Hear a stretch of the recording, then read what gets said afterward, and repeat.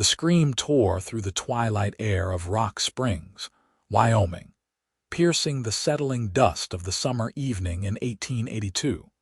And Penelope Caldwell knew she had made a terrible mistake trusting those drifters who had asked to water their horses at her family's ranch.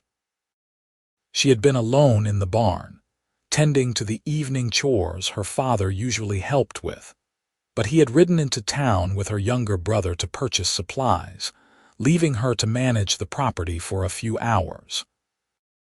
The 7 men had seemed harmless enough at first, polite even, tipping their hats and speaking in low, respectful tones, but the moment she turned her back to fill the trough, their demeanor shifted like a thundercloud rolling across the prairie. Now they surrounded her in the shadowy interior of the barn, the smell of hay and horse sweat thick in the air, their eyes gleaming with intentions that made her blood run cold. The tallest one, a gaunt man with a scar running down his cheek, stepped forward first, his boots scraping against the wooden floor. "Pretty little thing, all alone out here," he said, his voice like gravel scraping against stone. "Seems almost criminal, leaving something so valuable unprotected." Penelope pressed her back against the stall door, her heart hammering so hard she thought it might burst through her ribcage. She was 20 years old, strong from years of ranch work, but she knew she stood no chance against 7 grown men. Her fingers searched blindly for anything she might use as a weapon, finding only empty air. "My father will be back any moment," she said, fighting to keep her voice steady even as it threatened to break. "You should leave before there's trouble." Another man, shorter but broad-shouldered with a thick black beard, laughed, the sound hollow and cruel. "We've been watching this place for 2 days, sweetheart. Your daddy won't be back until well past dark. That gives us plenty of time." The others began to close in, forming a tighter circle around her. Penelope felt the panic rising in her throat like bile. She had always prided herself on being capable and independent, on being able to handle whatever challenges ranch life threw at her. But this was beyond anything she had ever faced. Her hands trembled as she clenched them into fists, preparing to fight even though she knew it would be futile. Just as the scarred man reached out toward her, the barn door swung open with such force that it slammed against the wall, the sound echoing through the space like a gunshot. All 8 heads turned toward the entrance, where the dying sunlight silhouetted a tall figure in the doorway. The man who stood there was broad-shouldered and lean, with the easy stance of someone who had spent his entire life in the saddle. He wore a dark hat pulled low over his eyes, a worn leather vest over a sun-faded shirt, and a gun belt that sat comfortably on his hips. Even from across the barn, Penelope could sense the controlled power in his frame, the kind that came from hard living and harder choices. "Evening, gentlemen," the stranger said, his voice carrying a dangerous calm that made the temperature in the barn seem to drop several degrees. "Seems like you've got the lady surrounded. That's not very neighborly." The scarred man turned fully, his hand dropping to his own weapon. "This ain't your concern, friend. Best you turn around and ride out the way you came."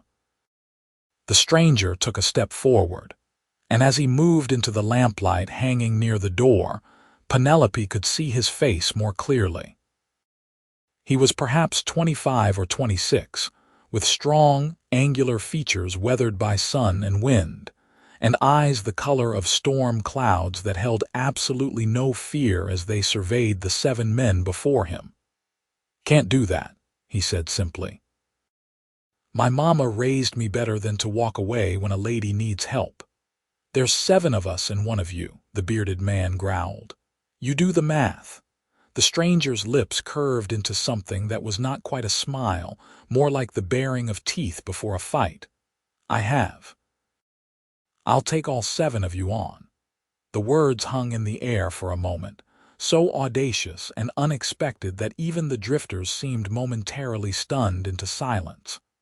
Penelope stared at the stranger with a mixture of disbelief and desperate hope.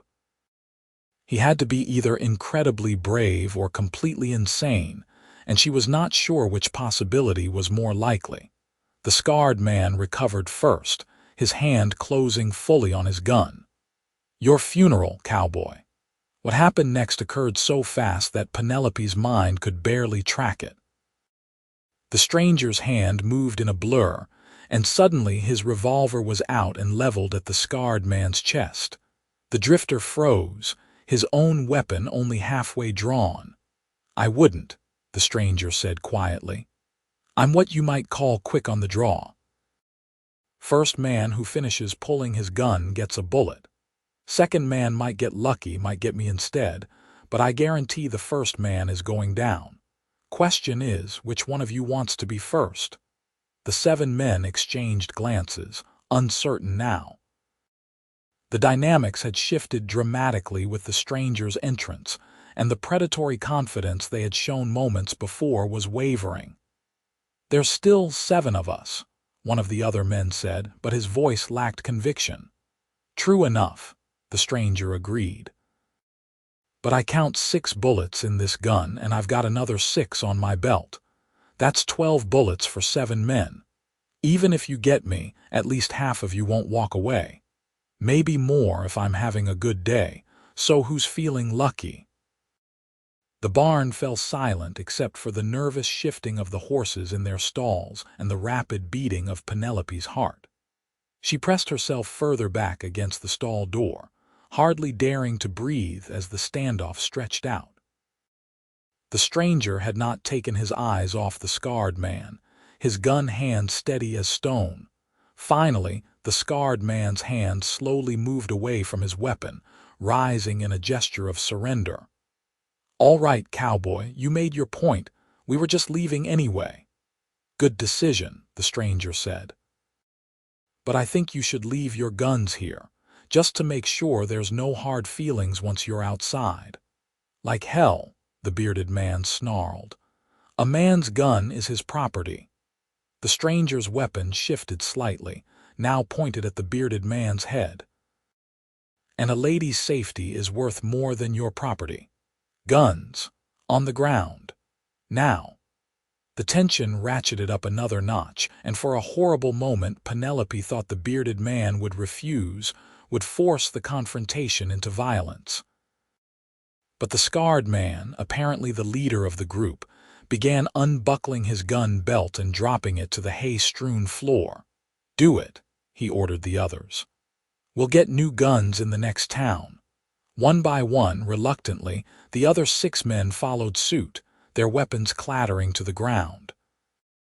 The stranger waited until all 7 were disarmed before speaking again.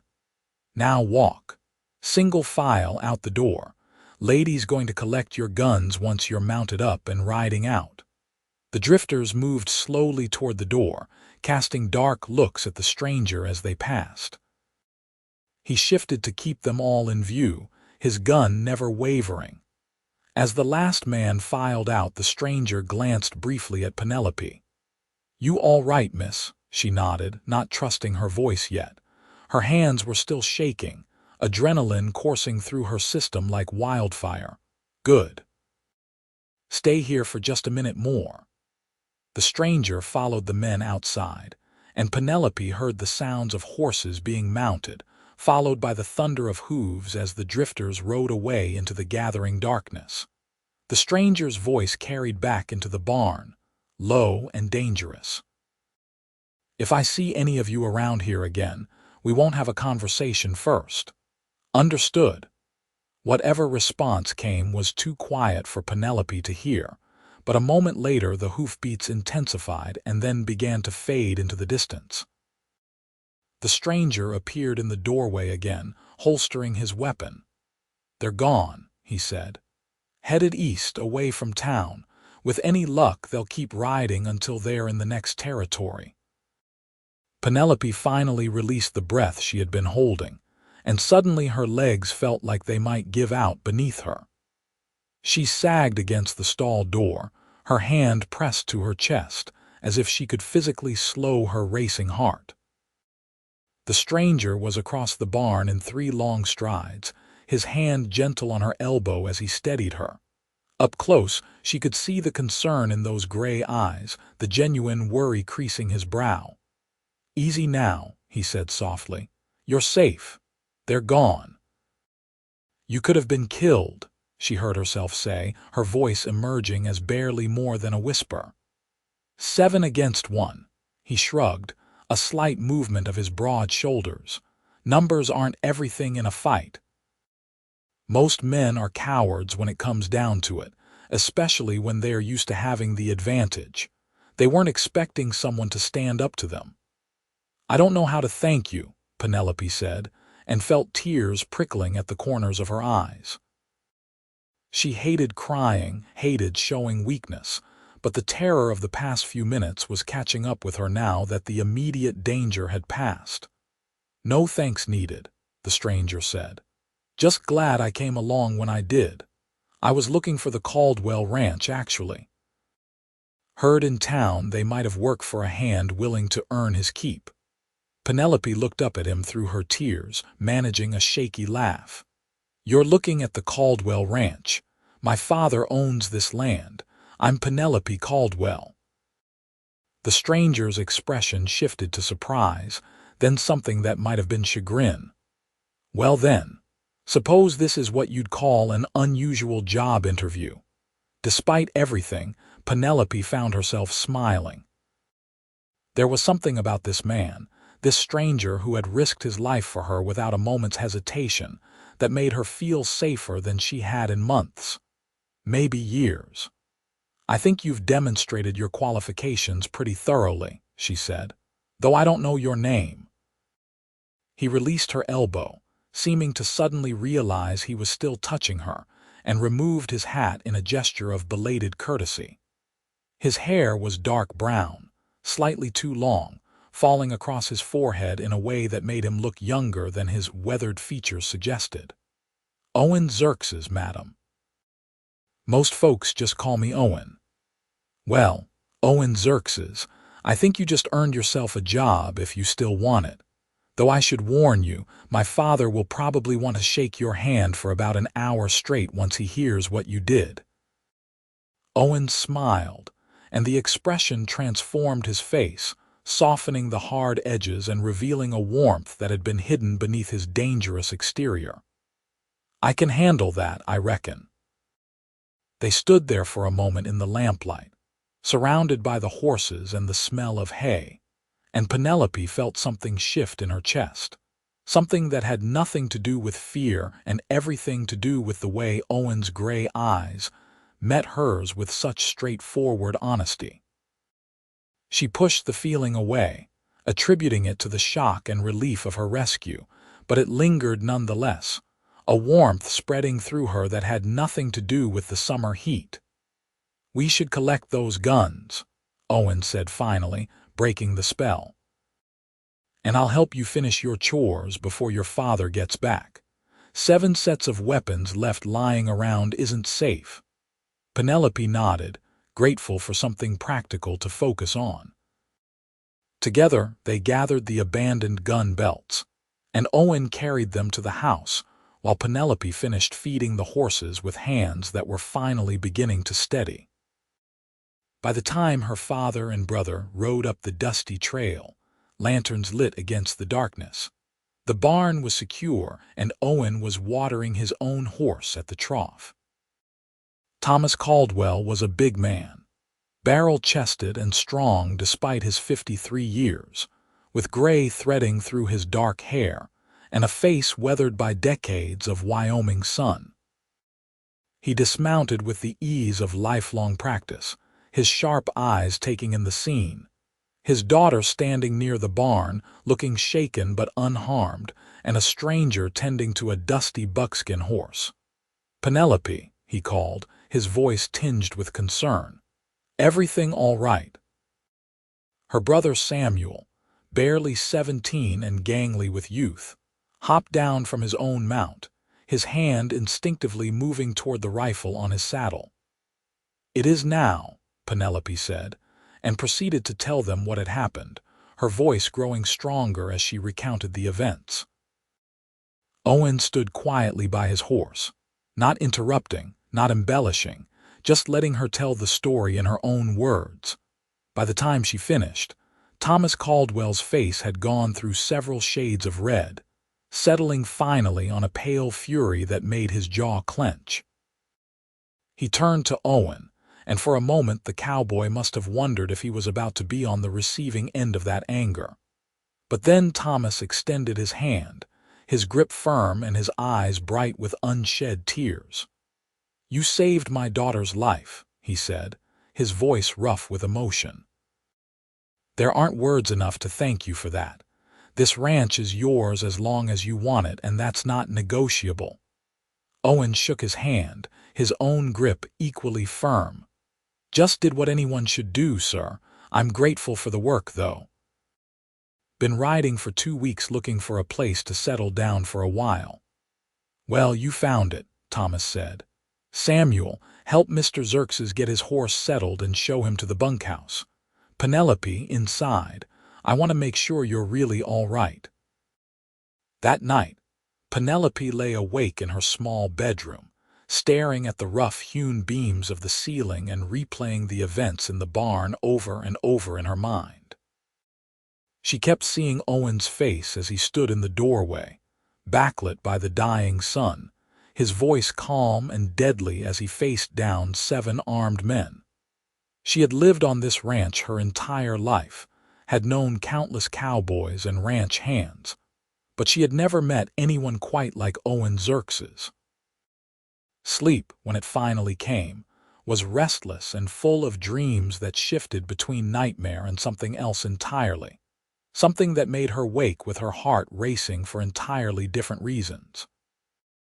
The next morning dawned clear and hot, the kind of late summer day that made the Wyoming landscape shimmer with heat by mid-morning.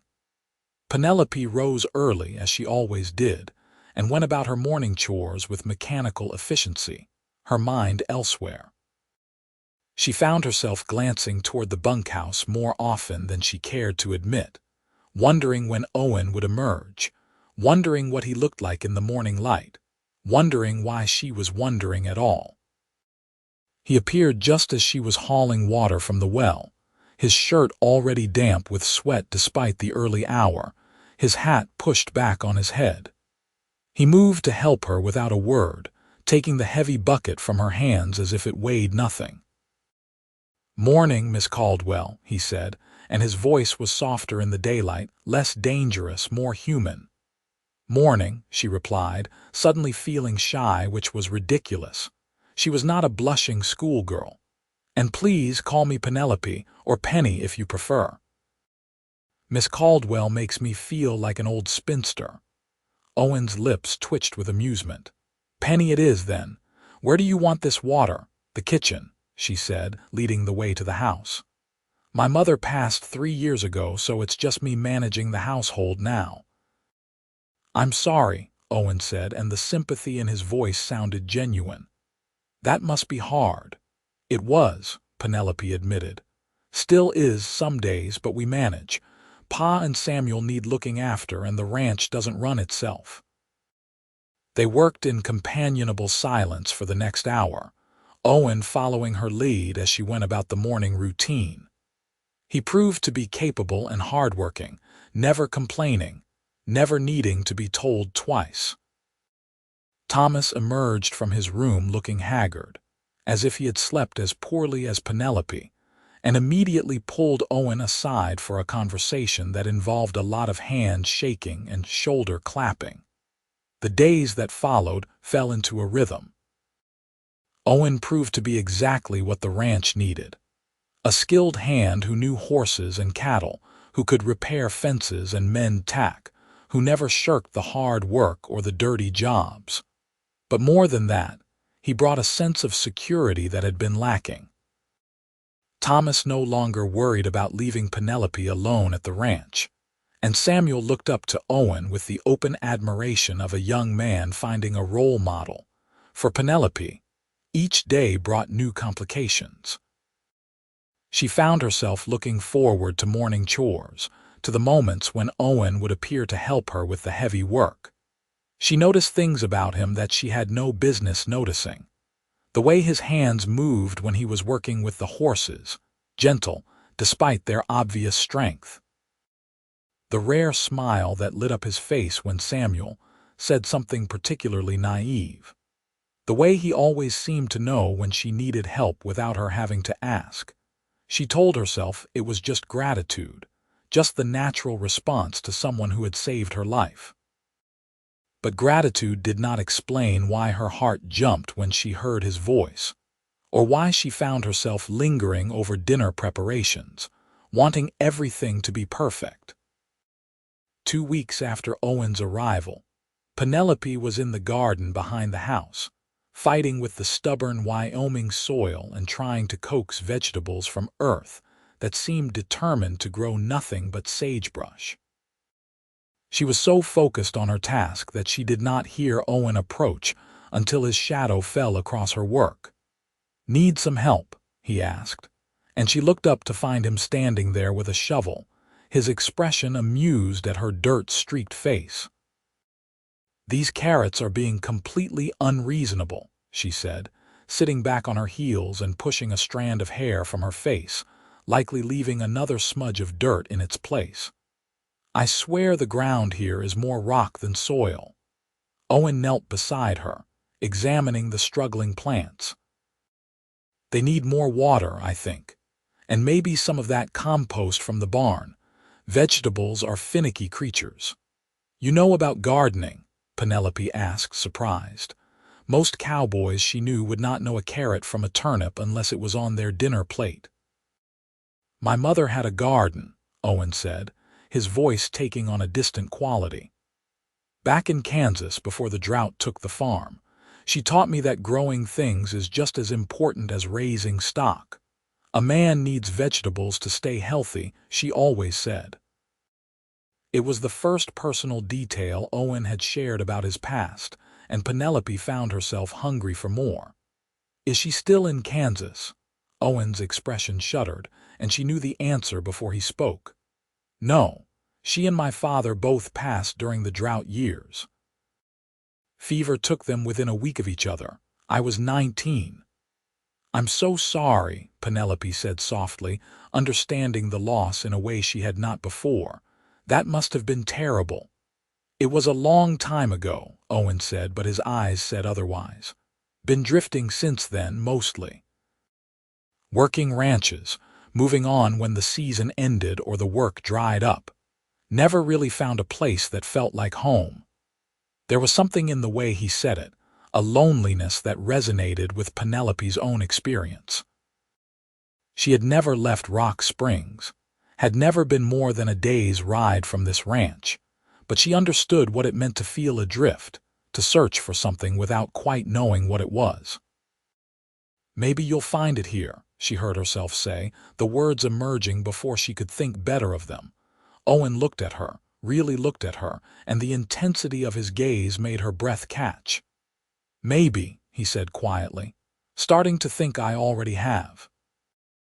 The moment stretched between them, charged with something Penelope could not quite name, something that made her pulse quicken and her skin feel too warm. She was suddenly acutely aware of how close they were sitting, of the way the sunlight caught the lighter strands in Owen's dark hair, of the fact that she was alone with him in the garden where no one could see them from the house. She stood abruptly, brushing dirt from her skirts with more force than necessary. "I should get started on lunch. Pa and Samuel will be back from checking the north fence soon." If Owen was disappointed by her retreat, he did not show it. He simply nodded and returned his attention to the carrots, but Penelope felt his eyes on her as she walked back to the house, and the feeling followed her all through the preparation of the midday meal. That night, lying once again awake in her bed, Penelope forced herself to confront what she had been avoiding for 2 weeks. She was falling in love with Owen Xerxes. The realization should have terrified her, should have sent her running in the opposite direction, but instead it settled over her like a warm blanket, comfortable and right in a way nothing else in her life had ever been. The question was what to do about it. She had no idea how Owen felt about her.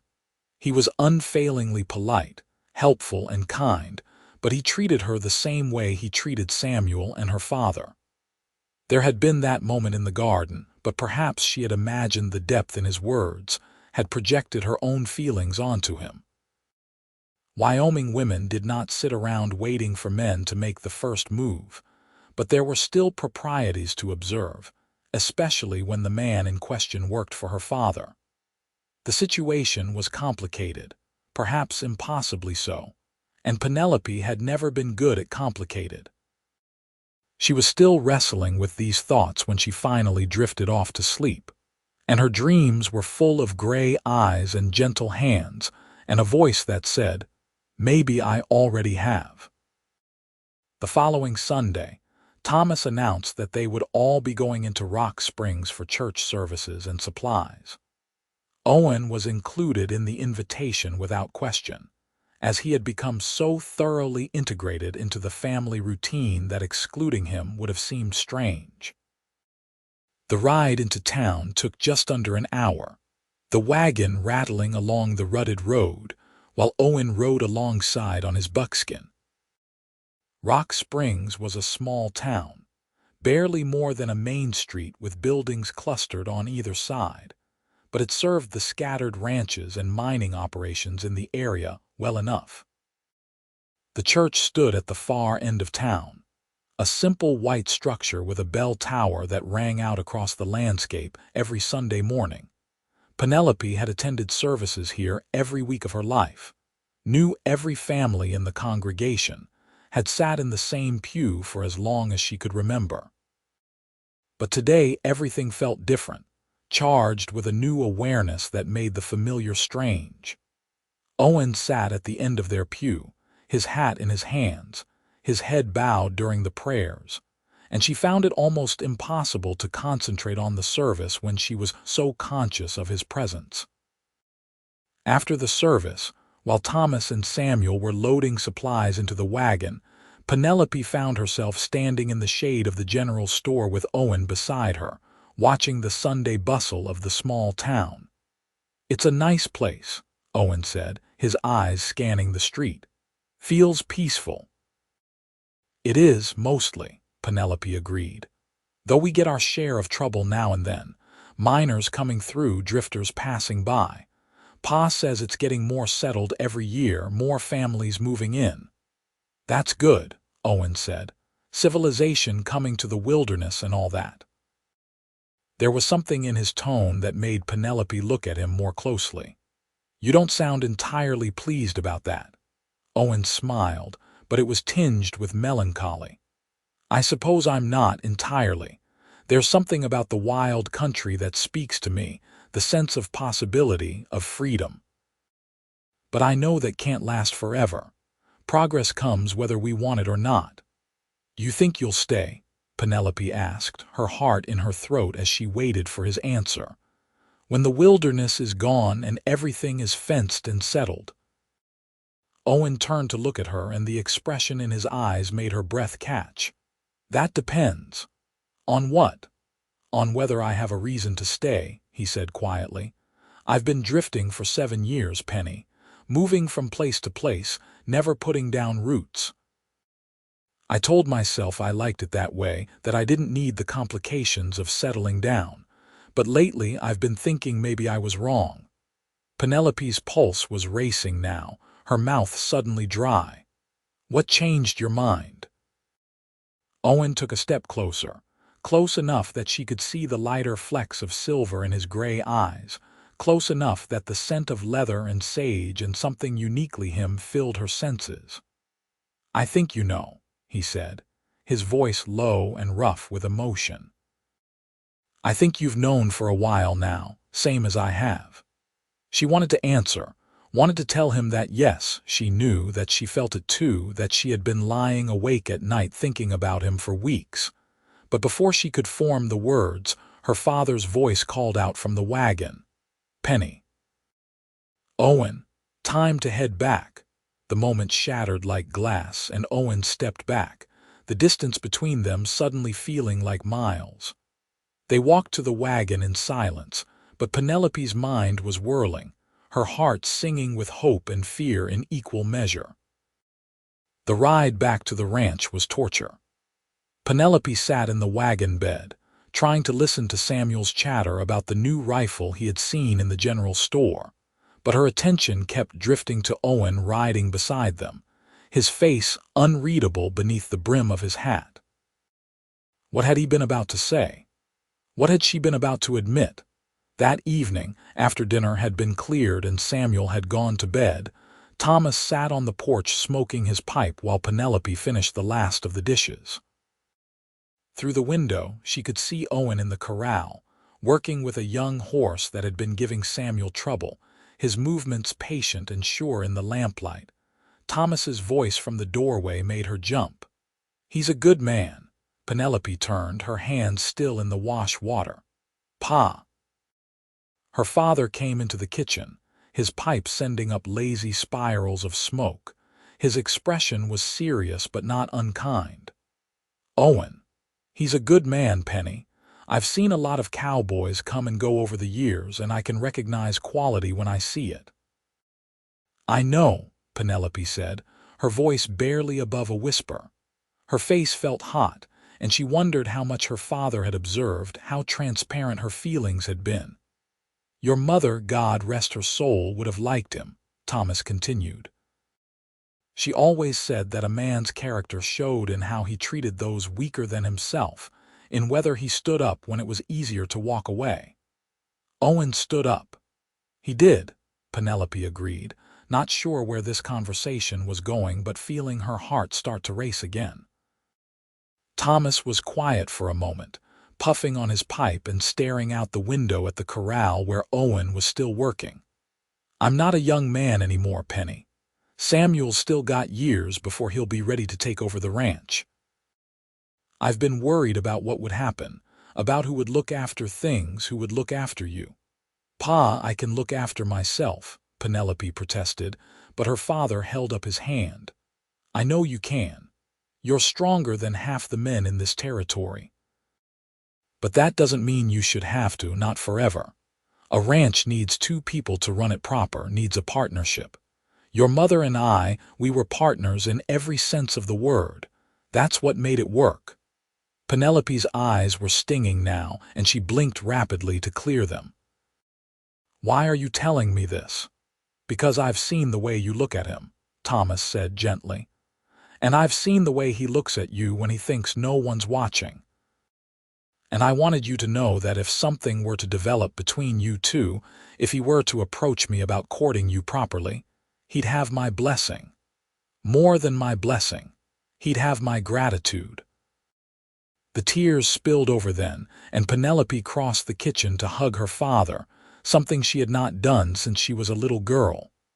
Thomas held her awkwardly, patting her back with his big, work-roughened hands. "Thank you, Pa," she whispered against his shoulder. "Nothing to thank me for," he said gruffly. "Just want you to be happy. You deserve that after everything you've done for this family."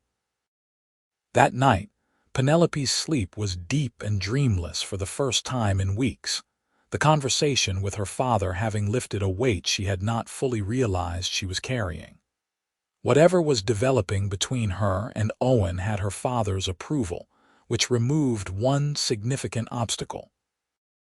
The only question remaining was whether Owen would act on the feelings he had hinted at in town. She got her answer 2 days later, in the most unexpected way. It was late afternoon, and Penelope was hanging laundry on the line behind the house, the sheets snapping in the constant Wyoming wind. She heard the approach of a horse and turned to see Owen riding toward her, his expression purposeful in a way that made her heart skip. He dismounted before the horse had fully stopped, grounding the animal with the ease of long practice. For a moment he just stood there, looking at her with an intensity that made her forget the laundry, forget everything except the hammering of her heart. "Penny," he said, and his voice was rough, almost urgent. "I need to talk to you." She set down the basket of wet linens, wiping her damp hands on her apron. "All right." Owen took off his hat, turning it in his hands, a gesture she had come to recognize as a sign of his nervousness. "I've been trying to figure out how to say this for weeks now. Trying to find the right words, the right time.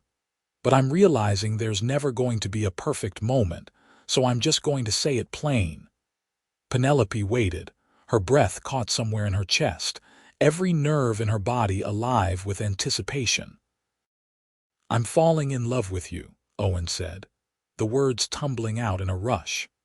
"Hell, I think I started falling the moment I walked into that barn and saw you standing there, scared but defiant, refusing to give up even when the odds were impossible. You're the strongest, bravest, most beautiful woman I've ever known, and every day I spend here just makes me fall deeper." He took a step closer, and she could see the vulnerability in his eyes, the fear of rejection warring with hope. "I know I'm just a drifter, that I don't have much to offer except my labor and my loyalty. But if you'll have me, if you'll give me a chance, I swear I'll spend every day of the rest of my life making sure you never regret it. I'll work this ranch like it's my own, I'll protect you and your family with everything I have, and I'll love you with everything I am." Penelope felt tears streaming down her face, but she was smiling, her heart so full she thought it might burst. "You're not just a drifter," she said, her voice shaking with emotion. "You're the man who saved my life. You're the man who makes me laugh, who works harder than anyone I've ever known, who's kind to my little brother and respectful to my father. You're the man I've been waiting for without even knowing I was waiting." She closed the distance between them, reaching up to touch his face, feeling the rasp of his stubble beneath her palm. "I'm falling in love with you too, Owen. I think I've been since that first night." The kiss, when it came, was inevitable and perfect. Owen's arms came around her, pulling her close, and she melted into him, into the strength and warmth and rightness of his embrace.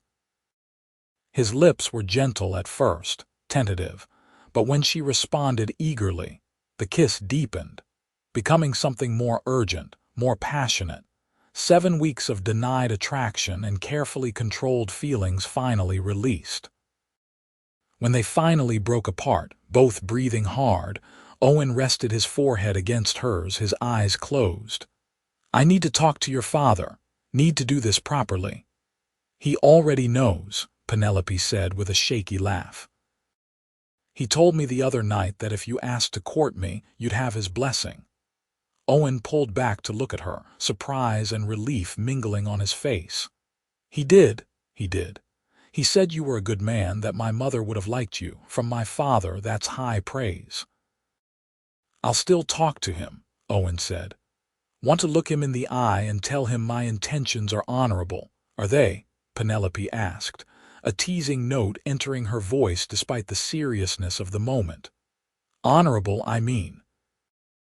Owen's answering smile was slow and warm, transforming his entire face. "Mostly, though I can't promise I won't steal a few more kisses when your father's not looking." "I think I can live with that," Penelope said, and kissed him again to prove it. Owen spoke with Thomas that very evening, and if the conversation was long and serious, it ended with handshakes and smiles. The next day, Thomas announced to Samuel that Owen and Penelope were officially courting, which sent the boy into paroxysms of delight because it meant Owen would be staying permanently. The weeks that followed were the happiest of Penelope's life. Owen courted her with an old-fashioned formality that she found both amusing and touching. He brought her wildflowers from the prairie, spent his evenings on the porch talking with her, while Thomas and Samuel pretended not to listen from inside. He held her hand during the wagon rides to church on Sunday, and looked at her during the services with such open adoration that the other women in the congregation whispered behind their hands and smiled knowingly. But beyond the romance, beyond the stolen kisses and the lingering touches, Penelope discovered something even more precious: partnership. Owen never treated her as fragile or incapable. He worked beside her, not above her, and valued her opinions on everything from horse breeding to crop rotation. He and Thomas began making plans for expanding the ranch, and they included Penelope in every discussion, recognizing that she knew the land and the operation as well as any of them. Summer faded into fall, and the Wyoming landscape transformed into shades of gold and amber. The air grew crisp, carrying the promise of the hard winter to come, and the work of preparing the ranch intensified. They brought the cattle down from the high pastures, repaired the barn roof, stocked the root cellar with vegetables from the garden that Owen and Penelope had coaxed into surprising abundance.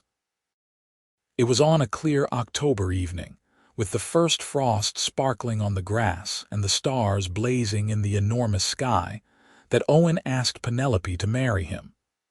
They were sitting on the porch, bundled in coats against the chill, watching the last light fade from the western horizon. "Penny," Owen said, his voice quiet in the gathering darkness, "I've been saving my wages since I came here. Figured I'd need money for a ring, for a proper wedding, for starting a life together. I talked to the jeweler in town last Sunday, and he's making something special. It won't be ready for another week, but I can't wait any more." He slid off the porch chair and onto one knee, taking her hand in both of his. In the lamplight spilling from the window, she could see the emotion in his face, the love and hope and vulnerability.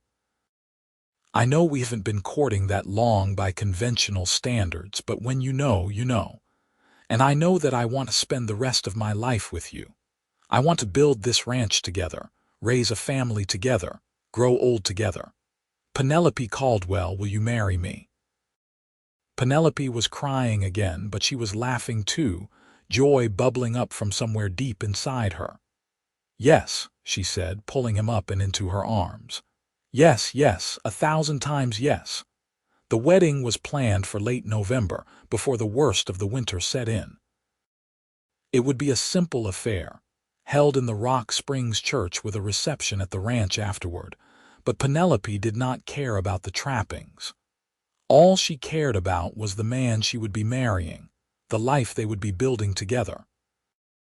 The week before the wedding, an unexpected visitor arrived at the ranch. Penelope was in the kitchen preparing lunch when she heard the sound of multiple horses approaching. She looked out the window to see a group of 6 men riding up the trail, and her heart jumped into her throat, the memory of that night in the barn flooding back with visceral intensity. But these men were different, their postures non-threatening, and the man in the lead was wearing a sheriff's badge that glinted in the pale November sunlight. Thomas and Owen emerged from the barn to meet them, and Penelope hurried outside, wiping her hands on her apron.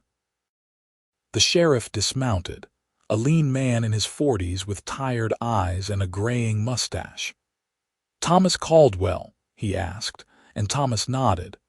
"I'm Sheriff Morris from Cheyenne. We've been tracking a gang of men who have been terrorizing ranches across the territory. Got word they might have come through here back in the summer." "They did," Owen said, his voice hard. 7 of them. They had Miss Caldwell cornered in the barn. We sent them riding east." The sheriff's expression grew grim. "Then you're lucky to be alive, all of you. Those men have killed at least 3 people that we know of and hurt many more. We finally caught up with them last week, had a shootout near the Nebraska border. 5 of them are dead, 2 in custody awaiting trial." Penelope felt her knees go weak, and Owen's arm came around her waist, supporting her. She had known those men were dangerous, but hearing it confirmed, knowing that she had been that close to death was overwhelming. "The one called Scarface," the sheriff continued, "the leader. He told us about this place before he died. Said there was a cowboy here who stood them all down, made them leave their guns and ride out. I wanted to come shake that cowboy's hand, and to let you folks know you don't have to worry about those men anymore." Owen shook the sheriff's hand, his expression solemn. "Just did what needed doing." The sheriff stayed for lunch, along with his men, and the story of that night in the barn was retold, taking on an almost mythical quality in the retelling. By the time the lawmen rode out that afternoon, Penelope felt as if a weight had been lifted, a shadow that had lingered in the back of her mind finally dispelled. That night, she held Owen closer than usual as they sat on the porch in the cold evening air, her head on his shoulder, his arm around her. "You saved my life," she said quietly. "I knew it before, but hearing the sheriff talk about what those men did to others made it real in a way it wasn't before." "Don't think about it," Owen said, pressing a kiss to the top of her head. "They're gone, and we're here, and we have a wedding to look forward to." "5 days," Penelope said, smiling despite the gravity of the conversation. "5 days and I'll be Mrs. Owen Xerxes." "Best 5 days of waiting I'll ever endure," Owen said, and the warmth in his voice chased away the last of the cold fear that had taken root in her chest. The wedding day dawned clear and cold, the sky a brilliant blue unmarred by clouds. Penelope woke early, too excited to sleep, and spent the morning in a daze of preparation. The dress she wore had been her mother's, carefully preserved and altered to fit Penelope's taller frame. The white lace yellowed slightly with age but still beautiful. Samuel, pressed into service as a helper, kept making jokes to cover his own emotional reaction to seeing his sister transformed. The ceremony itself passed in a blur. Penelope remembered walking down the aisle on her father's arm, seeing Owen waiting at the altar in a new suit, his eyes shining with unshed tears. She remembered the feel of his hand holding hers as they spoke their vows, the solid weight of the ring he slipped onto her finger, the way his voice shook slightly as he promised to love and cherish her for the rest of their lives. And she remembered the kiss, their first as husband and wife, sweet and chaste and full of promise. The reception at the ranch was a joyful affair, with neighbors and friends coming from miles around to celebrate. There was food and music and dancing, and Penelope found herself passed from partner to partner until Owen finally cut in, claiming his bride with a proprietary air that made everyone laugh and cheer. "Tired yet, Mrs. Xerxes?" he asked as he spun her around the makeshift dance floor they had set up in the barn. "Not even a little," Penelope said, though her feet were aching in the new shoes and her face hurt from smiling. "Though I'm looking forward to when everyone goes home and it's just us." Owen's eyes darkened with promise. "Soon," he said, "very soon." It was well past midnight before the last of the guests departed, and Samuel and Thomas tactfully retired to the house, leaving Owen and Penelope alone in the barn that had been the site of both her greatest fear and the beginning of her greatest joy. Owen took her hand, leading her toward the bunkhouse that was now their home, that they had spent the past week fixing up and making comfortable. But at the door he stopped, turning to face her. "I have something to say," he announced, his expression serious. "Before we go in there, before we start this new chapter, I want you to know something." "What?" Penelope asked, her heart full to bursting with love for this man, her husband. "That night in the barn when I walked in and saw you surrounded, I said I'd take all 7 of them on, and I meant it. But what I didn't say, what I didn't know how to say at the time, was that I'd face down 700 men if that's what it took to keep you safe. You're my whole world, Penny. My home, my heart, my everything. and I'm going to spend the rest of my life making sure you know that." Penelope reached up to cup his face in her hands, tears streaming down her cheeks for what felt like the 100th time that day. "I already know," she whispered, "and I love you more than I have words to express. You're my hero, Owen Xerxes, in that barn and every day since." Owen kissed her then, and it was different from all the careful, restrained kisses they had shared during their courtship. This was the kiss of a husband claiming his wife, full of passion and promise, and the heat of desire that they had both been keeping carefully banked for months. When he lifted her in his arms and carried her across the threshold, Penelope laughed with pure joy, her arms around his neck, her future secure in his embrace. The winter that followed was harsh, as Wyoming winters always were, but Penelope and Owen barely noticed. They were cocooned in their own happiness, discovering each other in the intimacy of marriage, learning the rhythms of living together. Owen proved to be a devoted husband, always solicitous of her needs, always ready with a kiss or a smile or a helping hand. And Penelope reveled in her new role, in belonging to someone and having someone belong to her, in the partnership that deepened with every passing day. The ranch work continued, of course, and Owen and Thomas began implementing the expansion plans they had been discussing. They purchased more cattle, improved the irrigation for the fields, started breeding horses that quickly gained a reputation for quality throughout the territory. Penelope kept the books, managed the household, and worked alongside the men when extra hands were needed. It was hard, exhausting work, but it was their work, and that made all the difference. Spring came early that year, melting the snow and coaxing green shoots from the frozen ground. And with the spring came a new discovery. Penelope was pregnant. She had suspected for a few weeks, but she waited until she was certain before telling Owen, wanting to find the perfect moment. That moment came on a warm April evening as they sat together on the porch watching the sunset paint the sky in shades of orange and pink. Owen had his arm around her shoulders, and she was nestled against his side, content and peaceful. "Owen," she said softly, her hand finding his and lacing their fingers together, "I have something to tell you." He looked down at her, his expression curious. "What is it?" "We're going to have a baby," she said, watching his face carefully. "In the fall, probably October." For a moment Owen just stared at her, his expression unreadable, and Penelope felt a flutter of nervousness. Then his face split into the widest smile she had ever seen, and he let out a whoop of joy that probably carried all the way to town.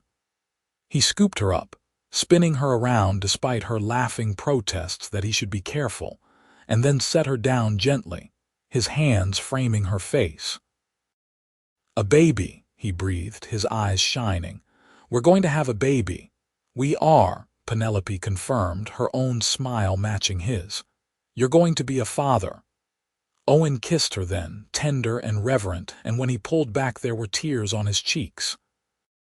"I never thought I'd have this," he said, his voice thick with emotion. "A home, a wife, a family, I'd given up hoping for it, and now here it all is, more than I ever dreamed." "We're both lucky," Penelope said, her own eyes wet. "We found each other." Thomas and Samuel were thrilled with the news, and the ranch seemed to take on a new energy as everyone prepared for the arrival of the newest Xerxes.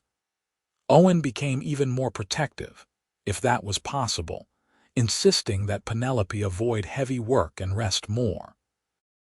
She tolerated his hovering with good humor, knowing it came from love, though she did have to put her foot down when he suggested she stop helping with the horses entirely. The summer passed in a haze of heat and preparation. Penelope's body changed, her belly swelling with the growing life inside her, and she marveled at the miracle of it, at the fact that she and Owen had created this together. Owen was fascinated by every development, his hand constantly seeking her stomach to feel the baby kick, his face filled with wonder each time. In late October, on a night when the first snow of the season was beginning to fall, Penelope went into labor. It was long and difficult, and there were moments when Owen, pacing outside the bedroom while the doctor and the midwife from town attended to his wife, thought he might lose his mind from worry and helplessness. But when the sun rose the next morning, painting the snow-covered landscape in shades of gold and pink, he heard the most beautiful sound in the world, his child crying. The doctor emerged, tired but smiling. "Congratulations, Mr. Xerxes. You have a healthy baby boy. And your wife is doing well, though she's exhausted." Owen barely heard the rest, already pushing past the doctor into the bedroom. Penelope was propped up against the pillows, her hair damp with sweat, her face pale with exhaustion, but she had never looked more beautiful to him. And in her arms, wrapped in a soft blanket, was the tiniest human being Owen had ever seen. "Meet your son," Penelope said softly, her voice hoarse but filled with joy. "Oliver Thomas Xerxes, named after his father and grandfather." Owen sat carefully on the edge of the bed, hardly daring to breathe as Penelope transferred the precious bundle into his arms. The baby was perfect, with a shock of dark hair and tiny features that seemed to be a perfect blend of both parents. As Owen looked down at his son, at this miracle that he and Penny had created, he felt something shift fundamentally inside him, a fierce, protective love unlike anything he had ever experienced. "Hello, Oliver," he whispered, his voice breaking. "I'm your daddy. And I promise you, I'm going to spend every day of my life making sure you know you're loved." The baby yawned, a gesture so small and yet so profound that it made Owen laugh through his tears. He looked up at Penelope, at his wife who had just given him the greatest gift imaginable, and found her watching him with soft eyes full of love. "Thank you," he said simply. "For this, for him, for everything. Thank you," Penelope echoed, "for giving me the family I always wanted." The years that followed were good ones.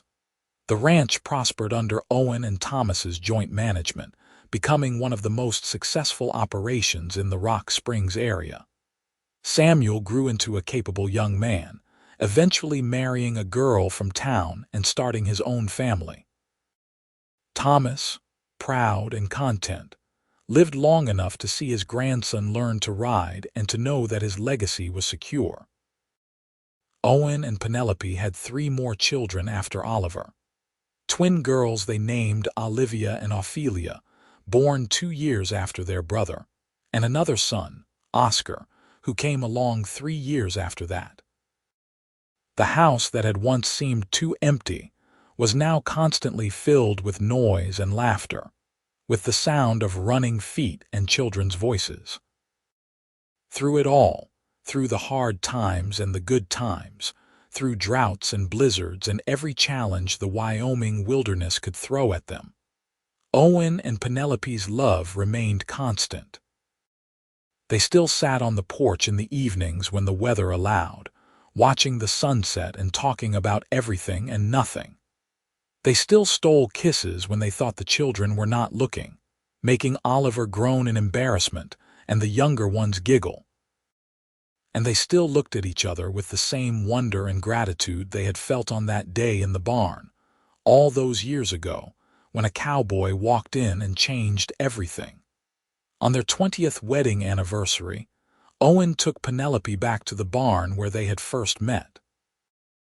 It had been rebuilt and expanded over the years, but the basic structure was the same, and standing in the center of it, surrounded by the familiar smells of hay and horses, Penelope could almost see her younger self, frightened and cornered, not knowing that salvation was about to walk through that door.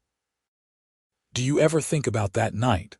Owen asked, his arm around her waist, his voice reflective. "About what might have happened if I hadn't come along when I did, sometimes," Penelope admitted, "but not with fear, not anymore. I think about it with gratitude, because that night brought you into my life. Everything good that's happened since, every happiness we've had, it all started here."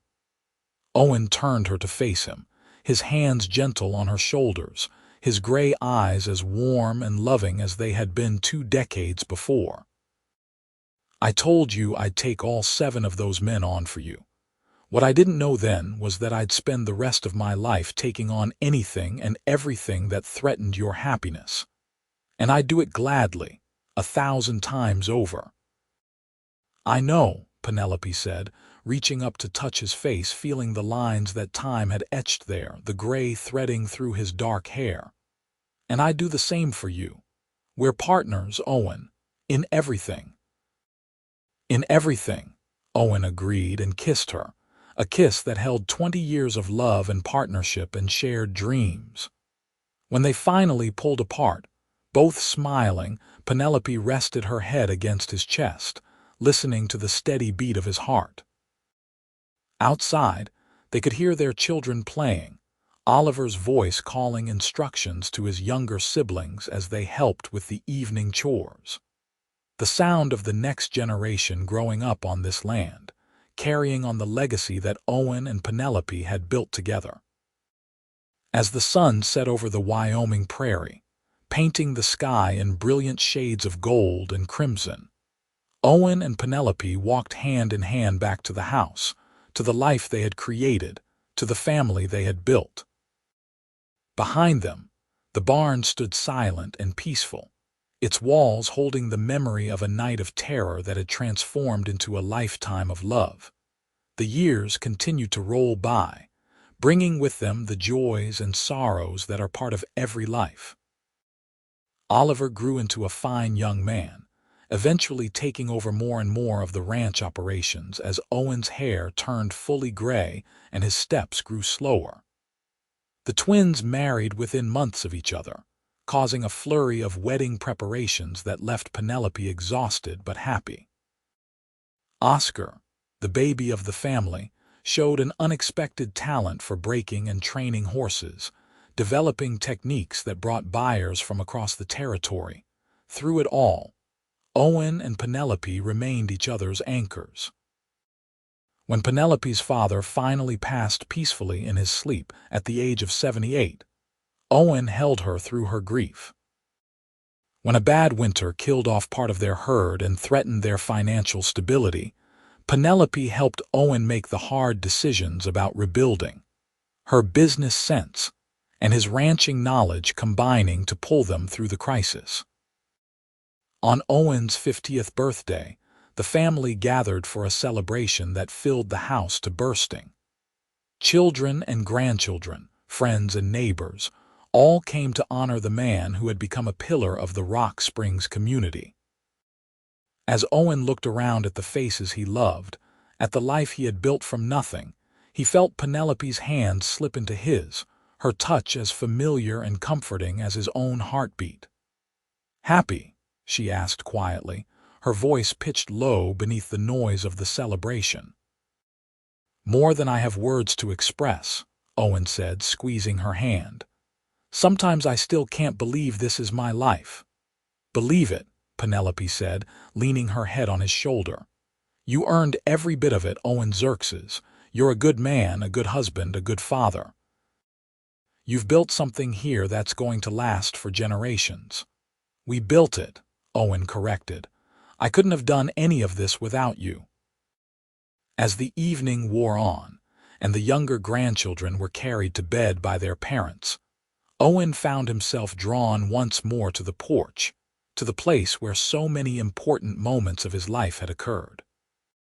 Penelope followed him, as he had known she would, wrapping a shawl around her shoulders against the cool spring air.